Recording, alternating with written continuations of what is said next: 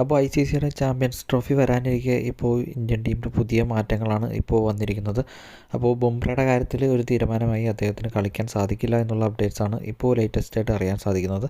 അദ്ദേഹത്തിന് പുറംവേദന കാരണം അദ്ദേഹത്തിന് ഈ ഒരു ചാമ്പ്യൻസ് ട്രോഫി മുഴുവനായിട്ട് നഷ്ടമാകും എന്നുള്ള അപ്ഡേറ്റ്സുകളാണ് ഇപ്പോൾ അറിയാൻ സാധിക്കുന്നത്. അപ്പോൾ ബുംറയ്ക്ക് പകരം അവിടേക്ക് ഹർഷിത് റാണേനെയാണ് കൊണ്ടിരിക്കുന്നത്. അതുപോലെ തന്നെ ജയ്സ്വാളിനെ റിസർവ് പ്ലെയറാക്കി മാറ്റി സ്പിന്നർ വരുൺ ചക്രവർത്തിനെയാണ് ഈ ഒരു സ്ഥാനത്തേക്ക് കൊണ്ടുവന്നിരിക്കുന്നത്.